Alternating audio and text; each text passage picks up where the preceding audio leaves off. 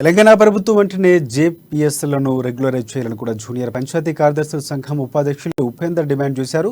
13 రోజులుగా సమ్మె చేస్తూ ఉన్నా ప్రభుత్వం పట్టించుకోకపోవడం దారుణమన్నారు.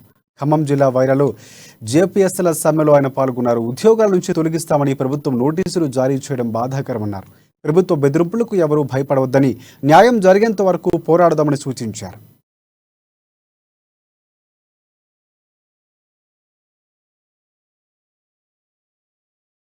ఈ సమ్మెలో భాగంగా ప్రభుత్వం నుంచి సందీప్ సుల్తానియా గారు నోటీసు జారీ చేసి తక్షణమే కొంతమంది జేపీఎస్ మిత్రులు నోటీసును చూసి భయభ్రాంతులు లోనై కొంత ఉద్యోగ బృందం కూడా వారి మీద ఒత్తిడి చేసుకొచ్చి జాయిన్ అయ్యారు అని రిపోర్ట్ ఇవ్వడం జరిగింది.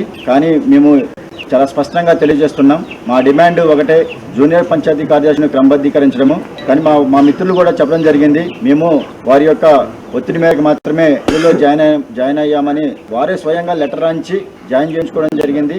కానీ మార్నింగ్ ఉదయం ఈరోజు వారందరూ కూడా ఏదో ఆ లెటర్ చూసి మేము కొంత ఒత్తిడికి లోనై ఈ లెటర్ ఇచ్చినదే తప్ప మేము ఎటువంటి విధులకు హాజరు కావని వారు మరీ స్పష్టం చేయడం జరిగింది. ఈ సమయం